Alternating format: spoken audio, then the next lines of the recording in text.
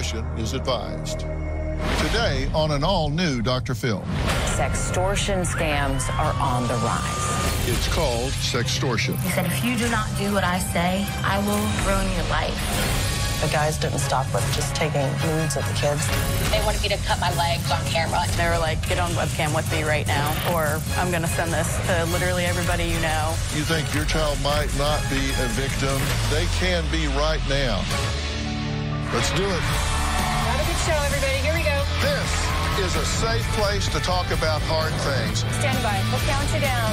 Today is going to be a changing day in your life. 5, 4. Get ready to take care of you.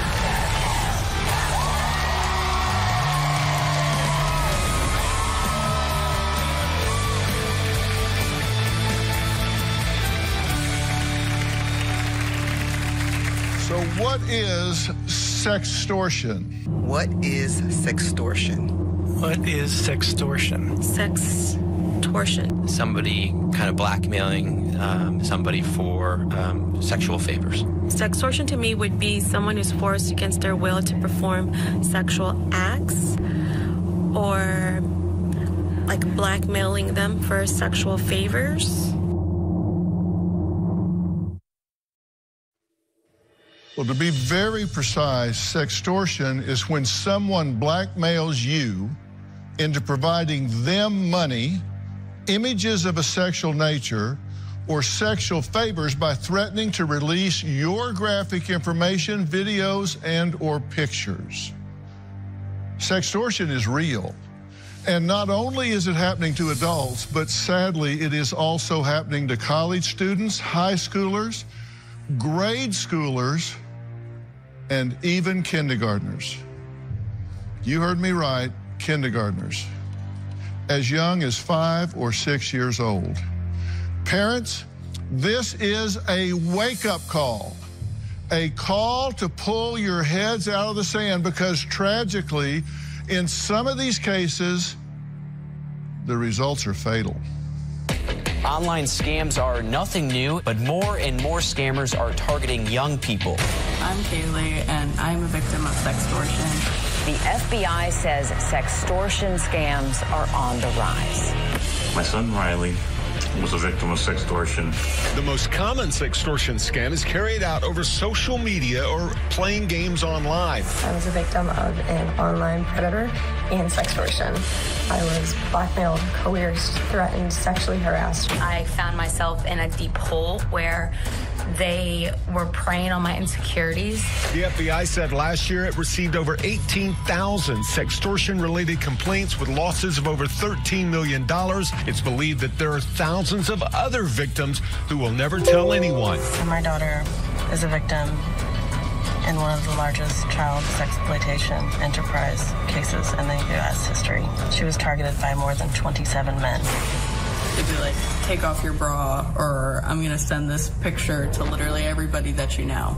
I did it, and they would record me, and then they would have more footage to blackmail me with. He threatened me by saying he was going to hurt my family or send them pictures.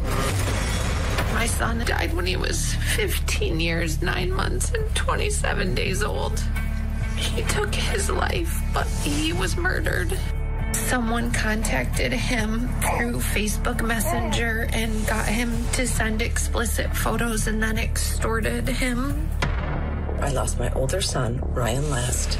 He was a straight-A student, a second-degree black belt, and an FFA chapter secretary. Ryan was our world, and I want to make sure that I do everything I can to protect other kids and families. Well, we're going to speak to the mothers you just saw, but first, joining me is Kaylee. She was targeted by an organized group of sextortionists from the ages of 12 to 16.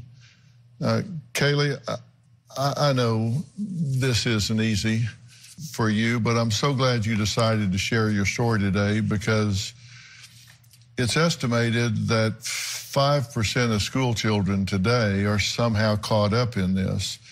And that doesn't sound like a lot, 5%, right? Right. But I mean, that's a lot. Well, there are estimated 77 million kids in school today. You do the math, that's 3.5 million kids getting targeted by this, and you were one of them. So walk us through how this began for you. First off, I just want to say it is amazing meeting you, by the way, and thank you so much for having me on your show. Well, I'm proud you're here to talk about this. So whenever I was like 12 years old, I got a laptop for Christmas. I was hanging out with my friend. She and I were on this website where you make like little GIFs, like, you know, those GIFs that you send to people. It's just like a 3-second clip that plays over and over again. So you'd make like little clips like that, and we'd make like silly GIFs of us like dancing around or something like that. And so they sent this group of people sent us a message. It was like one person that sent us the message, but we went to the group chat, and it was like us on camera in this little chat room underneath us. And we started talking to them like I know I was talking to them every single day. And I was talking to them for every single day till I was 16 years old. Now, they were just typing, right? You couldn't see them. Yeah. You were on screen, and they were talking to you, and they were telling you a lot of things you wanted to hear, right? Yeah, they would like compliment us. They would they're basically like our best friends at the time. They like got really close to us, and since we were talking to them so much, and we eventually got comfortable with them, and we would show like a part of our body or something. We thought that they were teenagers or like somebody that was like our age. So did they ever say why you couldn't see them? They would come up with excuses all the time. There's all kinds of excuses. Then you got an anonymous message that on Skype, right? Saying, I actually hacked into your chat room and recorded you. Yep. And what was that about? So they said that they hacked into the chat room and recorded what I had done, which I like flashed.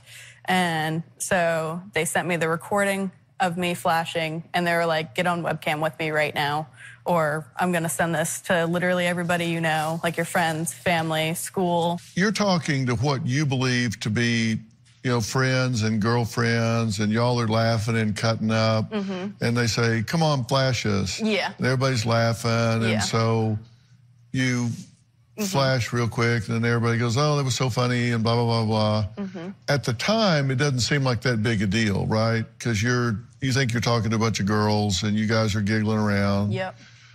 But now they've got that, and now they leverage you with that by saying what? They're like, oh, you need to like take off your shirt. You need to take off your pants. Like they would basically just want us to take off more clothes.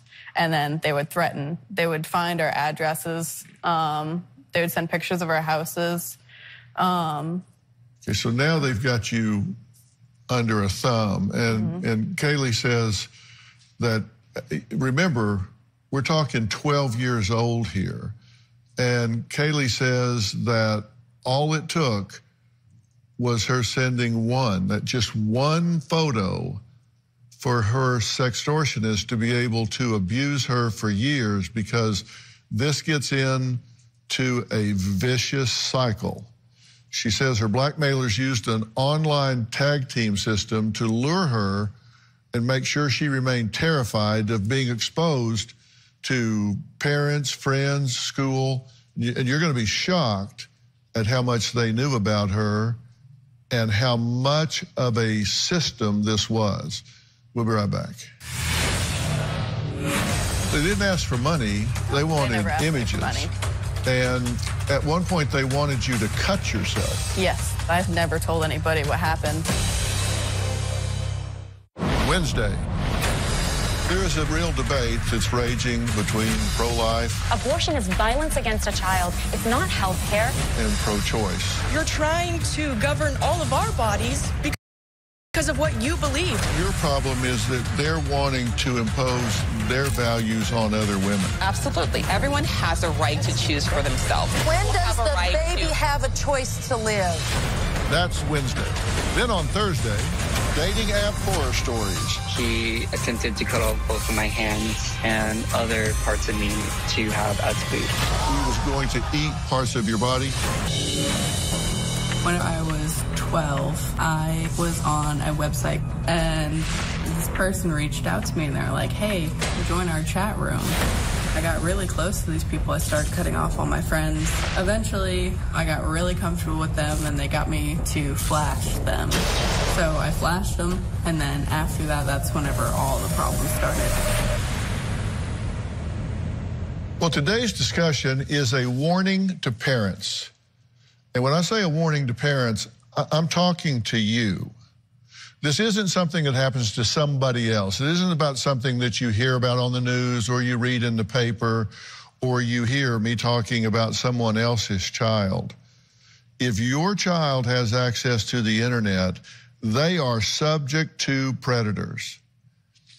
And you think your child might not be a victim of this despicable crime that's happening in homes across America right now, but trust me, they can be. They can be right now. And they won't rush to tell you about this because they're embarrassed, right? They're ashamed. It's a crime that targets children as young as 5 years old. 5. Now, think about that. And you have to put yourself in their shoes because you think, well, I would tell people to go jump in the lake. Well, maybe you would, maybe you wouldn't. But when you're a child and you're thinking about, oh my God, it's called sextortion, blackmailing someone, often a child, for money, sexually explicit material, sexual favors, maybe all three. And the threats are not only just exposure, they showed you pictures of your house. Yep, they would show me pictures of my house. They would threaten with all kinds of things. So all you know, they've been sitting out at the curb taking pictures of your house. So at that age, you think, these people have been in front of my house. Oh, yeah. They have access to my parents. They would name off my parents. They would name off my cousins, my family members, and threatening to send it off to them, or like threatening to get them involved, or, you know, just anything that they could do to hold against me, really. And so you're embarrassed and ashamed here. So they said, we want you now to do something else, and then something else. Yep, and then they record what I do to, like, on camera. Like, they'll be like, oh, take off your shirt. And I'm like, I don't know what else to do in the situation. Like, I'm crying. I'm, like, telling them I do not want to do this. Like I'll, like, hang up on them, and then they'll, like, start sending more threats. They didn't ask for money. They wanted never asked images. me for money. And at one point, they wanted you to cut yourself. Yes, that was one of their fetishes, was me hurting myself. And so they'd make me go on camera and cut myself. And it became an addiction, and it just kept on getting worse and worse, and I ended up in the mental hospital because of it. Yeah. I had to get stitches because I hit my artery. Yeah, so they wanted you to go on and cut yourself, and they're watching this and videoing it. Mm-hmm. And you, of course, don't know what they're doing with the videos. Mm-mm. They just have them. And so then you got addicted to that, hit an artery at one point, so you had to... That was what the picture was whenever I got the stitches. Right. And then I got put in the mental hospital for a while. But I never told anybody what happened. They would single me out. Like, they'd be like, oh, like, if people found out what you did, they're going to disown you. They're not going to love you. Nobody's going to, like, they're just going to disown you. You're not going to be relevant to them anymore. And you're not going to have a family. They're going to put you on the streets. Like basically that, like, when the FBI came to my door whenever I was 19, I'd never told anybody, not my friends, nobody, what had happened, like, in all those years of being blackmailed, basically every day. So you're seeing therapists in the hospital, and you're talking about cutting, but you're not telling them why. You're not telling them you're being blackmailed. You're not saying anything. I just would be like, oh, I don't know, I'm depressed. I don't know. I would be like, I don't want to be alive anymore. It's just like a very dark part of my life because I didn't want to tell anybody. And you say that this sextortion ring has people that play different roles. There's like the blackmailer, like the evil, and then there's a protector. Yeah. That's kind of coming in and saying, hey, we're going to get this stopped. I'm going to help you out here. So you got somebody that's giving you some hope. Yes. And then you got somebody that's still making demands, and the protector's saying, hey, just hang in there, play along. I'm going to get this under control for you. Yep. They'll be like, oh, I'm going to get their IP address and get them to, like, I'll shut down their computer and make it to where it doesn't work anymore so they can't blackmail you anymore. And so they would be my protector, and they would guard me from the blackmailers, and then I would get blackmailed again. Okay. Now, Kaylee's mother, Angela, had no idea what her daughter had been through. Now, she stopped this when she was 16, and her mother had no idea until the FBI came knocking on her door. You will not believe what they eventually learned about Kaylee's blackmailers after the break.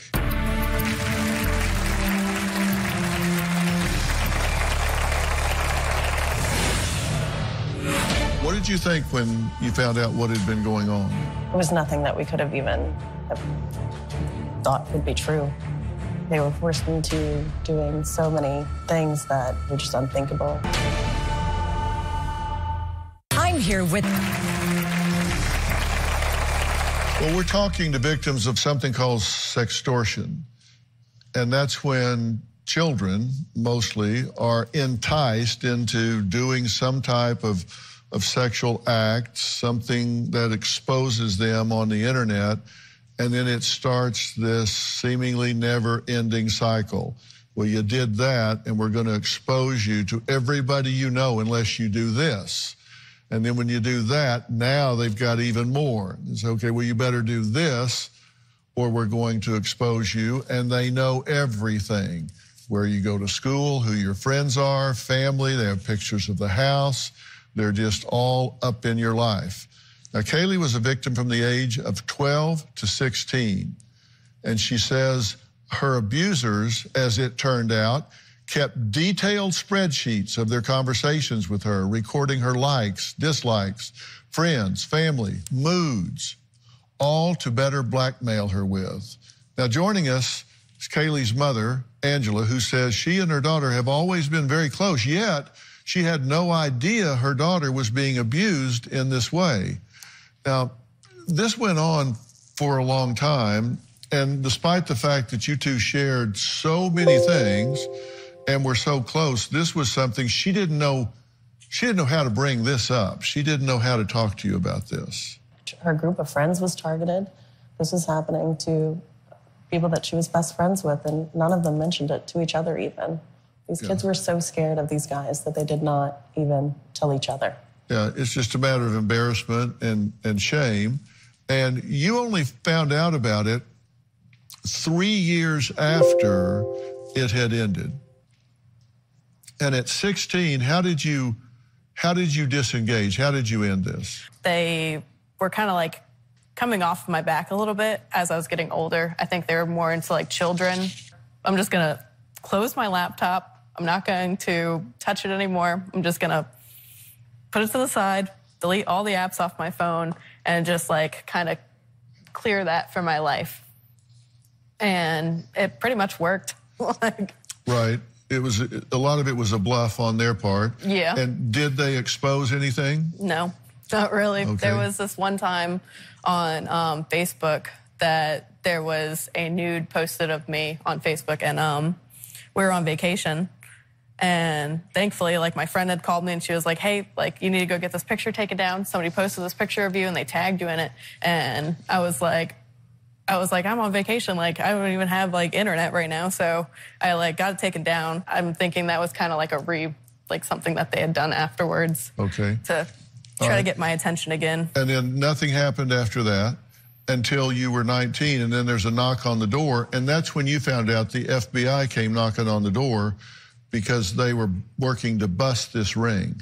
Yeah. What did you think when you found out what had been going on? They didn't tell us how severe it was until we were in court with multiple other children and their parents. And then the kids were reading their victim impact statements, and it was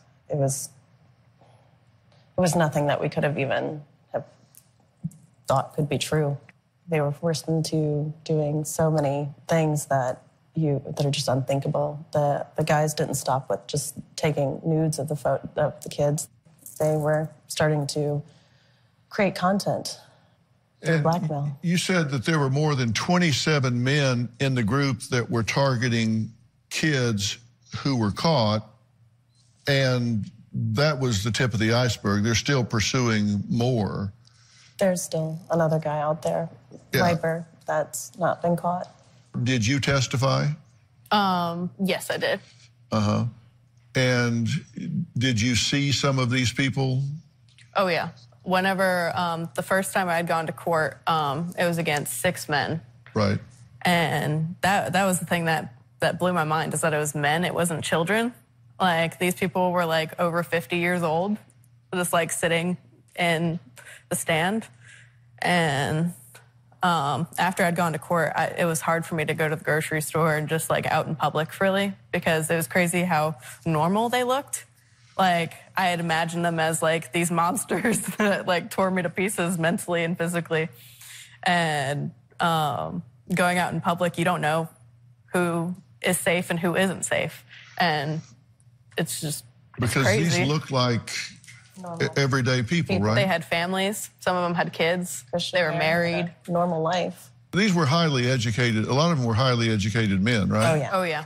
Some of them professed their love for the children in court. They said they love these children. Yeah. Next, Kaylee was hanging out with her friend Sierra when they both went online and met her abusers. So what Kaylee didn't know at the time, though, was that Sierra would soon become their victim as well. We're going to add Sierra to this conversation after the break. At some point, I was like, I don't want to do this anymore. I want to die. And he was like, do it. Like, let me watch. Like, that'd be hot. What's the last thing you and your lively discussion about? What are you feeling most passionate about lately? Is there something you want to talk about and think others need to be talking about more? If so, we want to hear from you. Click on Be on the Show at the top of the homepage. I got close to one particular guy, and being 13, having a crush is like, you're in love. And for about a year and a half, we talked every day. He asked me for a sexy picture, and what he said would change my life. He said, here's your mom, your dad, here's where they work, here's your sister, where she goes to school, here's your front door, and here's videos I took without your permission. And he said, if you do not do what I say, I will hurt you, I will hurt your family, and I will ruin your life. Well, Kaylee was hanging out with her friend Sierra when they innocently went online, and Kaylee was zeroed in on by predators. What she didn't know, though, was the same men who were targeting her also turned their attention to Sierra, and soon she became their victim as well. Now, joining us virtually is Sierra. Sierra, thank you so much for being here and talking about this. I know it would be a lot easier not to. Thank you for having me. Well, I appreciate it. And when this all started, you were how old? I was about to be 12. I was a little bit younger than Kaylee. All right. I was 11. You said they wanted you to cut your wrist and legs on camera. They wanted me to cut my legs and my arms on camera, and it was like a sexual thing for them. At some point, I was like, I don't want to do this anymore. I want to die. And he was like, do it. Like, let me watch. Like, that'd be hot. And at that point, I was like, what am I in? This is not who I thought it was. I don't know how to stop it. I'm scared. Like, what is there to do? And nobody knew, so I had nobody to talk to. And I'm really curious, and I'm asking this in the event that children are watching this right now that are in a similar situation, don't know what to think, don't know what to say to their parents or how to disclose this. What were you saying to yourself at the time? Because you had no one to talk to. You were just alone with your own thoughts. What were you saying to yourself alone in your room? That how could this have happened to me? How could I have been so stupid to let this happen to me? I always believed, per my parents, that I was a very mature 11, 12, 13-year-old. So if they were saying this, why would I let this happen to myself? It's not your fault, and it's really hard not to feel alone. And what did you think would happen if you had gone to your parents and said, look, I made a bad decision, I did something I shouldn't have done, and I'm getting blackmailed? What did you think would happen? They would cast me out, hate me forever, and I would basically die of lack of love. And what did you think at the time? I thought that I'd get kicked out of the house. Like, they'd be like, oh, you're a really bad kid. We don't want you anymore. You know, like we're going to put you up for adoption or something. I don't know. Like, just get rid of me, basically. Yeah. But I know that my parents are, like, there for me. Like, the same with Sierra. Like, I know that my parents, like, love me and care for me. It's just like I don't know, like the way that they were like drilling things into our brain made us think that our parents weren't there for us. What would have been your reaction if she had come to you with this? I would have found them. I would have found their IP addresses. I would have gone after them. Yeah. I would have gotten in touch with the FBI. I would have definitely not stopped until they were caught. There's no way it could have stopped me. Yeah, you would have had a reaction, but it wouldn't have been against her. Not at all. I think it's really important to say to parents out there that they should not judge their children for these things. This can be any child that this can happen to. So parents should know to be open and be supportive and not blame the child at all. Yeah, these are professionals. Parents put up their child holding the chalkboard, 7th grade, what school they go to, what sports they like. And in the background, it's always their house. And everybody thinks it's innocent. Wednesday, there is a real debate that's raging between pro-life Abortion is violence against a child. It's not health care. and pro-choice. You're trying to govern all of our bodies because of what you believe. Your problem is that they're wanting to impose their values on other women. Absolutely. Everyone has a right to choose for themselves. When does the baby have a choice to live? That's Wednesday.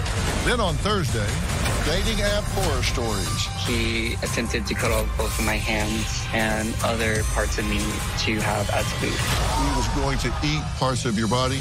That's Thursday.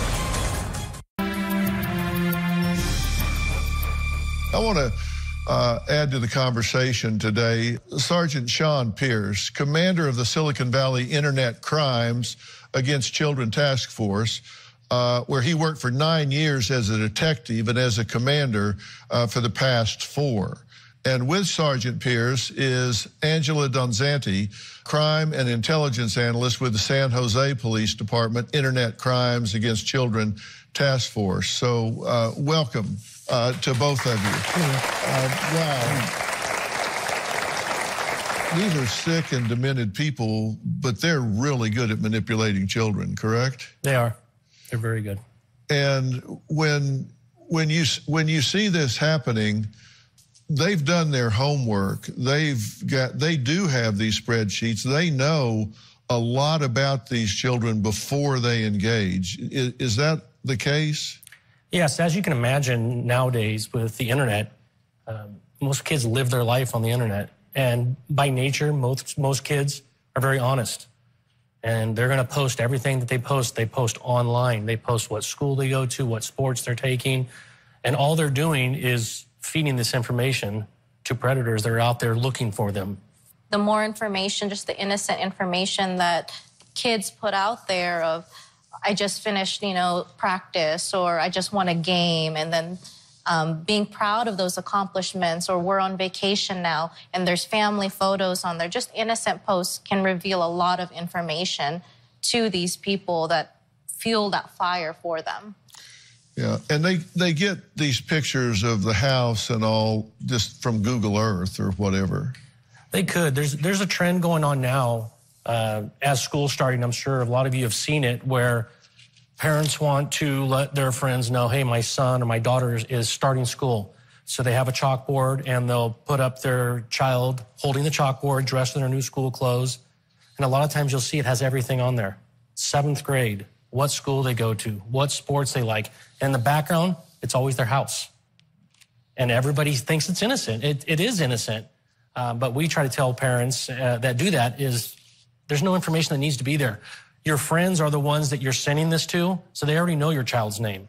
They already know where your child goes to school, what grade they're going into. So there's no need to have all that information, because that information is for your friends, and they already know it. So once they get them engaged and they get these compromising images, are they using these in a group that they're in? Are they marketing these? What's happening to these images that they get? I think it depends on who is doing the extorting and what they are trying to accomplish.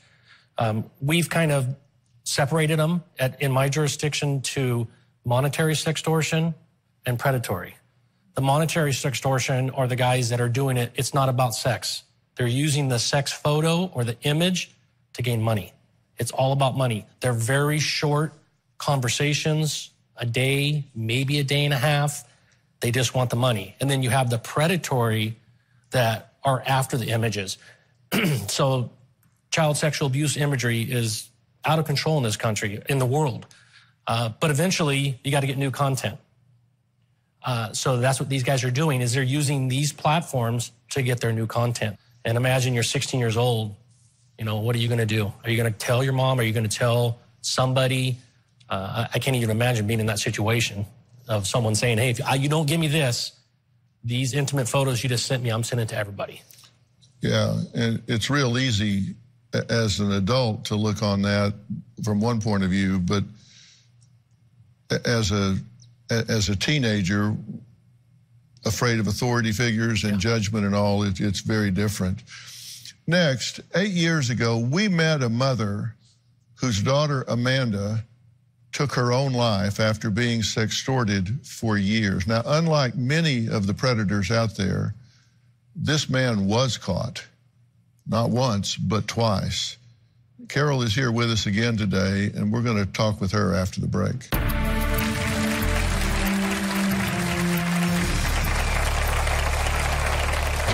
Amanda died by suicide on October the 10th of 2012. 5 weeks before her death, she left a black and white YouTube video that has probably garnered more than 50 million views around the world. And it was only after Amanda's death that all of a sudden the word sextortion came about.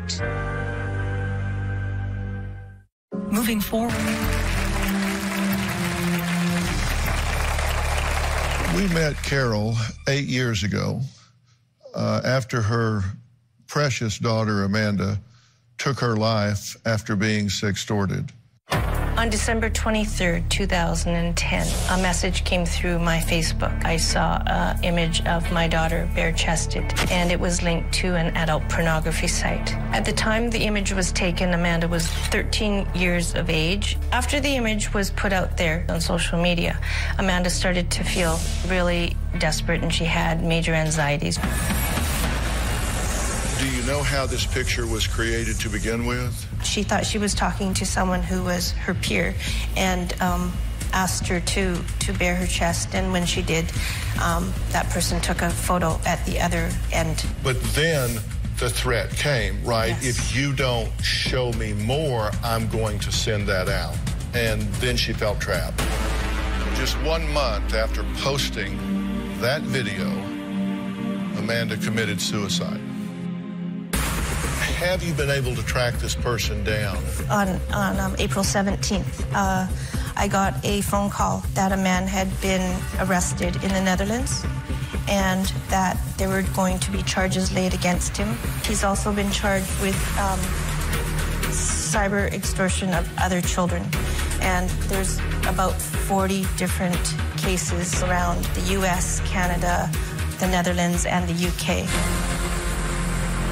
In August of this year, her abuser was finally convicted of extortion. 2 counts of possession of child pornography, child luring, and criminal harassment.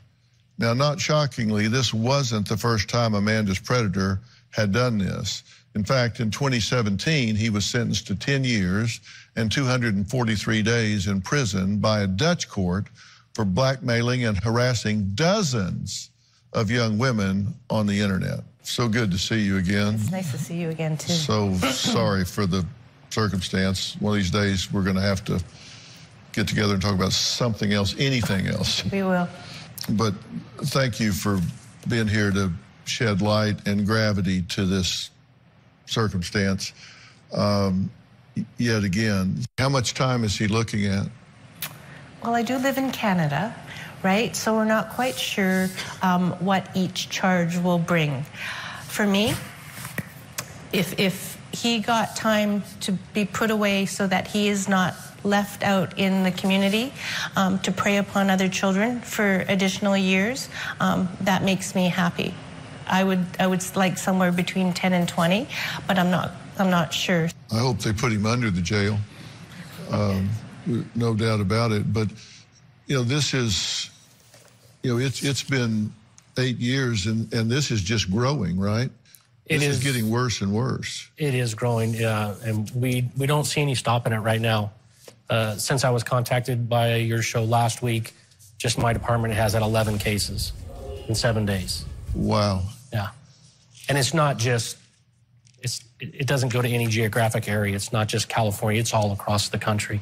And if you think that girls are the primary target for these sick criminals, and only the girls, you would be wrong.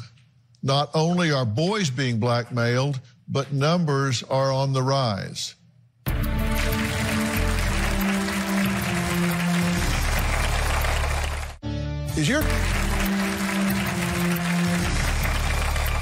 Look, we're out of time for today, but there was so much more to cover.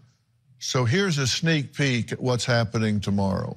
Tomorrow on an all-new Dr. Phil, a conversation that every parent in America needs to hear. Sextorted to death. Within minutes of them getting the picture, they demanded $5,000. The deadly aftermath. His little sister got home from school and found him.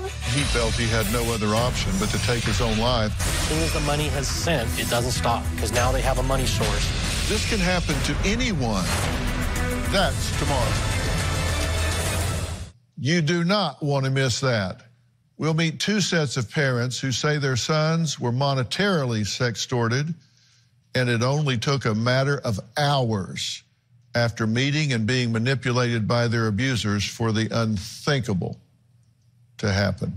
Listen, this is a cautionary tale, and it's something that you, as parents, I have parents ask me all the time, how much privacy do I need to give my children on the internet? How much do I need to respect their right to privacy? And it's your job to know where your kids are. And you just think about it this way. If your children are gone from the house, would you want to know where they are? Would you not? Would you know where your kids were? Well, when they're on the internet, they're always outside. They're always gone from the house because they could be talking to people anywhere. It's your job to know where they are. So what's their privacy rights? If they're writing a journal or something like that, that's one thing. If they're on that computer, you bought it. It's your job to know where they're going and who they're talking to. They may not recognize if they're being groomed. You will. Do you want to add something before we finish here? Yes. I think that it should be a real question to yourself on whether you're going to allow, at what age, your child to get on any form of chat online. And before you allow your child to be on chat, you should really have these conversations with them. You should Especially have with video games plans for what happens with your child if these things happen. Yeah, and listen, they're playing video games. A lot of these controllers are interactive, which means they're internet accessible. So they can be back there playing a game, but if they're playing with other people, they can get into rooms and talk there. You just need to know, because as I've said before, they have the knowledge to use the internet, but not the wisdom. You may not have the knowledge, but you have the wisdom. Between you, maybe we can help them to remain safe. I want to thank all of my guests today. If you, your child, or someone you know is sextorted, call 911. You can also contact the National Center for Missing and Exploited Children at 1-800-THE-LOST or on their website, www.cybertipline.org. And if you or someone you know are struggling with depression or thoughts of suicide, you don't have to be alone. There is a new number to call in addition to the National Suicide Hotline, and that new number that you can call or text is 988, the new National Suicide Prevention Lifeline Hotline. For more information about today's episode, or if you want to share your story, log on to drphil.com.